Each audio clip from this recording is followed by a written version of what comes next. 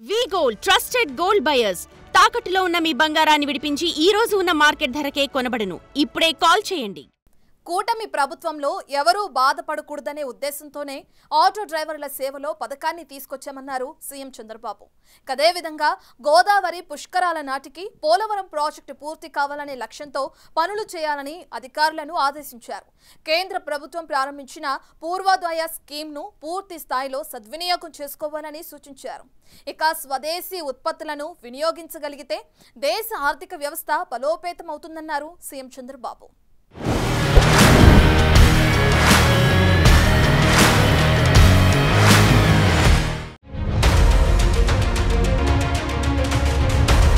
Auto, taxi, maxi cab డ్రైవర్లకు ఆర్థిక సాయం అందించే ఆటో డ్రైవర్ల సేవలు పథకాన్ని సీఎం చంద్రబాబు విజయవాడలో ప్రారంభించారు. ఇందులో భాగంగా కూటమి ప్రభుత్వం ఆటో డ్రైవర్లకు ఏడాదికి 15,000 ఆర్థిక సాయం అందించింది. తొలి ఏడాది 2,90,669 మంది డ్రైవర్లకు 436 కోట్ల మేర ఖాతాల్లో జమ చేసింది. పథకం ప్రారంభించేందుకు సీఎం చంద్రబాబు ఆటో డ్రైవర్ కుటుంబ సభ్యులతో కలిసి విజయవాడలోని అజిత్ సింగ్ నగర్ దాకా 14 కిలోమీటర్ల మేర ప్రయాణించారు. డ్రైవర్లు వారి కుటుంబీకులతో మాట్లాడి వారి స్థితిగతులను తెలుసుకున్నారు.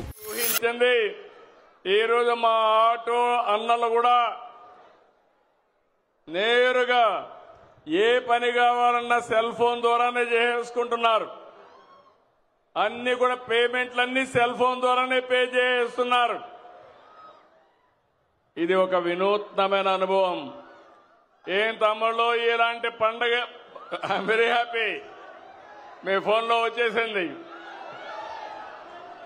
గుడ్. ఇప్పుడంతా కూడా ఆఫీస్ చుట్టూరు తిరిగే పని లేదు. ఆటోమేటిక్ గా చెప్పిన రోజున చెప్పినట్లు పనిచేసే ప్రభుత్వం ఈ ఎన్డీఏ ప్రభుత్వం అని మరొకసారి విజ్ఞప్తి చేస్తున్నాను. ఆటో డ్రైవర్ల సేవలో పథకం కింద 15,000 అందించిన ప్రభుత్వం ఆటో డ్రైవర్ల కోసం మరో కీలక నిర్ణయం తీసుకుంది. వారి కోసం ప్రత్యేకంగా ఓ యాప్ తీసుకొచ్చే ఆలోచనలో ఉన్నట్లు సీఎం చంద్రబాబు ప్రకటించారు. ఊబర్, ఓలా తరహాలో ఆటో డ్రైవర్ల కోసం యాప్ తీసుకొస్తామని, దాని ద్వారా బుకింగ్లు నేరుగా వచ్చేలా చర్యలు తీసుకునే ప్రయత్నాల్లో ఉన్నట్లు తెలిపారు. అలాగే ఆటో డ్రైవర్ల సంక్షేమం కోసం ప్రత్యేకంగా బోర్డు ఏర్పాటు చేస్తామని ప్రకటించారు. మీరు చూసినప్పుడు ఆటో రిక్షా, 3-వీలర్ passenger, motor cab, maxi cab ఇలాంటి రవాణా సౌకర్యం ఉండేటన్నీ కూడా ఇచ్చాం. ఇందులో మీరు చూసినప్పుడు 2,90,669 మందికి ఆన్లైన్లో డబ్బులు పడ్డాయి. ఏ ఒక్కరికి రాకపోయినా మీరు రిపోర్ట్ చేయండి, మీకు నెంబర్ ఇచ్చాం. ప్రతి ఒక్కరికి డబ్బులు వేసే బాధ్యత మాదని మరొక్కసారి మీ అందరికీ హామీ ఇస్తున్నా. కేంద్ర ప్రభుత్వం ప్రారంభించిన పూర్వోదయ స్కీమ్ను పూర్తి స్థాయిలో సద్వినియోగం చేసుకోవాలని సూచించారు సీఎం చంద్రబాబు. పూర్వోదయ మిషన్లో భాగంగా వ్యవసాయ అనుబంధ రంగాల్లో రూపొందించుకోవాల్సిన ప్రణాళికలపై క్యాంపు కార్యాలయంలో రివ్యూ నిర్వహించారు. ఉద్యాన పంటలు, micro irrigation, fisheries, aqua, food processing రంగాల్లో చేపట్టాల్సిన చర్యలపై అధికారులకు దిశానిర్దేశం. సచివాలయంలో ముఖ్యమంత్రి చంద్రబాబు అధ్యక్షతన రాష్ట్ర మంత్రివర్గం సమావేశమై 20 ఎజెండా అంశాలపై చర్చించింది. రాజధాని అమరావతికి భూసేకరణ విషయంలో కేబినెట్ కీలక నిర్ణయం తీసుకుంది. ల్యాండ్ పూలింగ్ ద్వారా ఇవ్వని భూములను భూసేకరణ ద్వారా తీసుకునేందుకు ఆమోదం తెలిపింది. అమరావతిలో వివిధ పనుల వేగవంతానికి స్పెషల్ పర్పస్ వెహికల్ ఏర్పాటుకు ఆమోద ముద్ర వేసింది. అదేవిధంగా land incentive for technical hubs policy అనుబంధ ప్రతిపాదనలకు కేబినెట్ ఆమోదం తెలిపింది. జలవనరుల శాఖకు సంబంధించి వివిధ పనులకు గ్రీన్ సిగ్నల్ ఇచ్చింది. క్యారవాన్ పర్యాటకానికి అమృత్ పథకం 2.0 పనులను మంత్రివర్గం ఆమోదించింది. అమరావతి సహా రాష్ట్ర వ్యాప్తంగా పలు సంస్థలకు భూ కేటాయింపుల ప్రతిపాదనలకు ఆమోదం తెలిపింది. విద్యుత్ శాఖకు సంబంధించి పలు ప్రతిపాదనలకు, కార్మిక చట్టాల్లో పలు సవరణల ప్రతిపాదనలను మంత్రివర్గం ఆమోదించింది.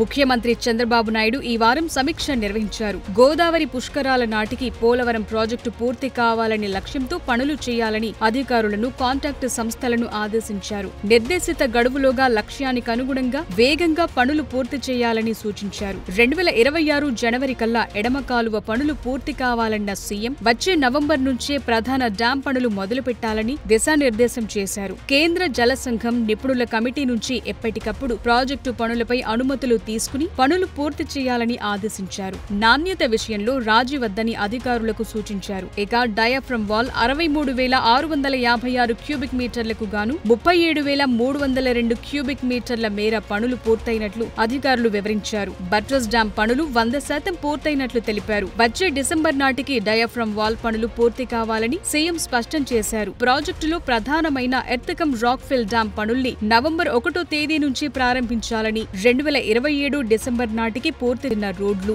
విద్యుత్ ని వెంటనే పునరుద్ధరించాలని సీఎం చంద్రబాబు అధికారులను ఆదేశించారు. ఉత్తరాంధ్ర జిల్లాల్లో వర్షాలు, వరద ప్రవాహాలపై ఉన్నతాధికారులు సంబంధిత జిల్లాల కలెక్టర్లతో సమీక్ష నిర్వహించారు. వర్షాల కారణంగా విశాఖ, శ్రీకాకుళం, పార్వతీపురం, మన్యం జిల్లాల్లో మృతి చెందిన వారి కుటుంబాలకు 4 లక్షల చొప్పున పరిహారం ఇవ్వాలని సీఎం ఆదేశించారు. విజయవాడ ఉత్సవ్ దసరా సాంస్కృతిక కార్యక్రమాల్లో సీఎం చంద్రబాబు పాల్గొన్నారు. కార్నివాల్ వాక్ ర్యాలీని జెండా ఊపి సీఎం ప్రారంభించారు. దసరా సాంస్కృతిక ప్రదర్శనల్లో భాగంగా స్థానిక కళలైన డప్పు కళాకారుల ప్రదర్శన, కొమ్ము నృత్యం, పులివేషాలను సీఎం తిలకించారు. గొల్లపూడిలో ఏర్పాటు చేసిన ఎక్స్పో గ్రౌండ్స్ లోని ఎగ్జిబిషన్ ని సీఎం చంద్రబాబు సందర్శించారు. ఎక్స్పోలో ఏర్పాటు చేసిన ఆర్టిఫిషియల్ ఇంటెలిజెన్స్ తో కూడిన రోబో కిచెన్ ని పరిశీలించారు. మేక్ ఇన్ ఇండియా, ఆత్మ నిర్భర్ భారత్ లో అనేక రంగాల్లో మనం స్వయం సమృద్ధి సాధించామన్నారు సీఎం. గాంధీ జయంతి రోజున ఆత్మ నిర్భర్ భారత్ అభియాన్ లో భాగంగా విజయవాడలో ఏర్పాటు చేసిన ఖాదీ సంతని సీఎం చంద్రబాబు సందర్శించారు. ఖాదీ, కలంకారీ, ఏటికొప్పాక, కొండపల్లి బొమ్మలతో పాటు వివిధ దేశీయ ఉత్పత్తుల స్టాళ్లను పరిశీలించారు. సీఎం చంద్రబాబు రాట్నంపై నూలు వడికారు. స్వదేశీ పరిజ్ఞానంతో 4G అభివృద్ధిలో ప్రధాని మోదీ చొరవ అభినందనీయమని తెలిపారు. మన ఉత్పత్తులను మనమే ప్రమోట్ చేసుకోవాలన్నారు. మన ఉత్పత్తులను మనం వినియోగించగలిగితే దేశ ఆర్థిక వ్యవస్థ బలోపేతమవుతుందన్నారు. స్వదేశీ సంత గ్లోబల్ సంతకి ఎదగాలని, ప్రపంచాన్ని శాసించే స్థాయికి భారత్ చేరాలని సీఎం చంద్రబాబు ఆకాంక్షించారు.